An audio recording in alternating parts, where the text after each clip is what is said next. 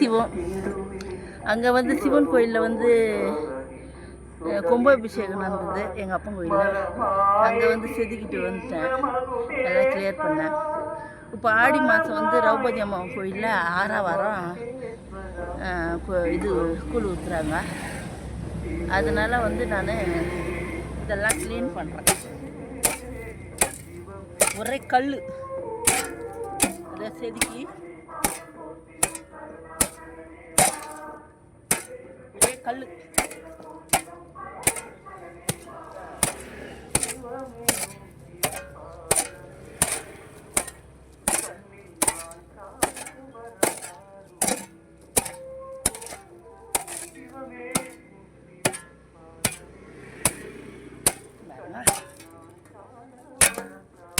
ஒரே கல்.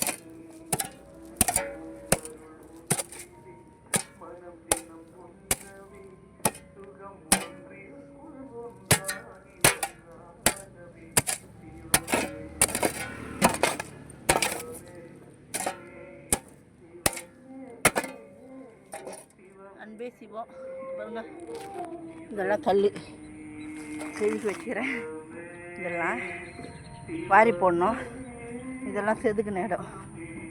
இதெல்லாம் செதுக்கிட்டேன். இதெல்லாம் செதுக்கியாச்சு.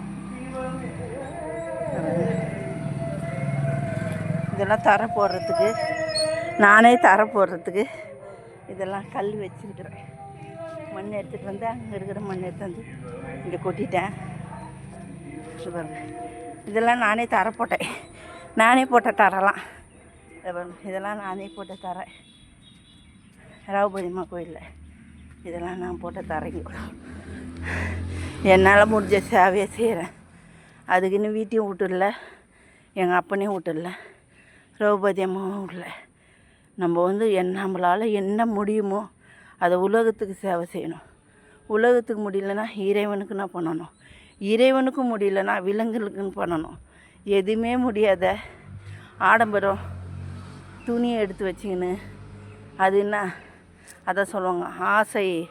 ஆசை வந்து ஒரு விஷம் போல். அந்த விஷத்தை வந்து நம்ம சாப்பிடக்கூடாது. இப்போ வந்து ஒரு நம்மளால் முடிஞ்சது உலகத்துக்கு உதவி பண்ணும்போது இறைவன் அதை பார்த்துன்னு இருக்கிறாரு. என்றைக்குமே இறைவன் இல்லாத இல்லை நம்ம இது இல்லை. நம்ம கூடிய நம்ம வீட்டுக்கு போனால் அப்பா அம்மா நம்மளை தொடருவாங்க. நம்ம பள்ளிக்கு செல்லும் போது குரு தொடருவாங்க. அப்போ அதுக்கு மேலே ஆலயம் போகும்போது தெய்வங்க நம்மளை தொடரும். உலகத்தில் இருக்கும்போது உலகம் ஃபுல்லாக இருக்கிற இறைவன் நம்மளை எப்போவுமே தொடர்ந்துன்னு தான் இருப்பாங்க. காற்றாய் காற்றாய், நீராய், நிலமாய், நெருப்பாய், ஆகாயமாக எல்லா மூலியமும் நம்மளை தொடர்ந்தா பஞ்சபூதங்கள் மூலியமாக நம்மளை தொடர்ந்துன்னு தான் இருப்பாங்க. நம்ம தப்பு செய்கிறோம். நம்ம வந்து யாரும் இல்லைன்னு நம்ம தப்பு செய்கிறோம். ஆனால் வந்து உலகத்தில் இறைவன் நம்ம பின்னாடியே வராருன்றதை யாரும் உணர்றதில்லை. உணராத தப்பு செய்கிறீங்க. அப்புறம் பார்த்தா எனக்கு இப்படி நடந்துச்சு அப்படி நடந்துச்சுன்று. படைச்சவர் அவர், காப்பவர் அவர், அழிப்பவர் அவர். அப்போ வந்து எப்படி இறைவன் நம்ம பின்னாடி இல்லாத இருக்கும்? அந்த தவறை பண்ணும் போதே நம்மளுக்கு வந்து உள்ளுணர்வு குத்த தேவையா? உள்ளுணர்வு குத்தணும். ஐயோ இது தவறாச்சே நம்ம பண்ணுறோமே அப்படின்னு நம்ம உள்ளுணர்வு குத்தணும். ஆனால் நம்மளுக்கு செய்கிறதில்ல. அதே மாதிரி ஆசையின் விதையில் போகிறீங்க. ஆசையின் விதையில் போகும்போது என்ன பண்ணுறீங்க? நிறைய பொருட்கள் வாங்கி எல்லாம் சேஃப்டி பண்ணுறீங்க. அதான் அளவுக்கு மிஞ்சினா அமிர்தமும் விஷம்னுவாங்க. அந்த மாதிரி நம்மளை வந்து எது ஒன்று மிஞ்சி போதோ நம்மளுக்கு அதுவே விஷமாக முடியும்.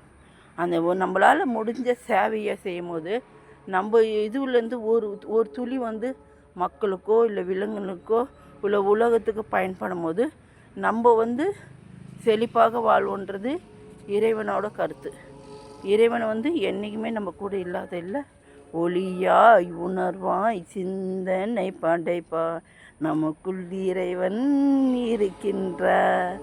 உலகுக்கு நன்மையை செய்திடவே, உலகுக்கு நன்மையை செய்திடவே தூய குணத்தை அளிக்கின்றார். இப்படி தான் இறைவன் வராரு. நம்மளுக்குள்ள இந்த மாதிரி தான் இறைவன் வராரு. நீங்கள் போயிட்டு அங்கங்கே ஆடுறாங்க, சாமி ஆடுறாங்க, சும்மா கிடக்குறாங்க கூட அப்படின்னு நீங்கள் போனீங்கன்னா இறைவன் அதுக்குள்ளே இல்லை, உங்களுக்குள்ளே தான் இனி இருக்கிறாரு. இந்த 3 வகையாக தான் இருக்கிறாரு இறைவன்.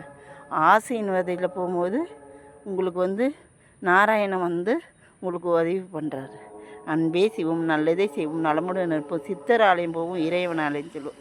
அன்பே சிவம்.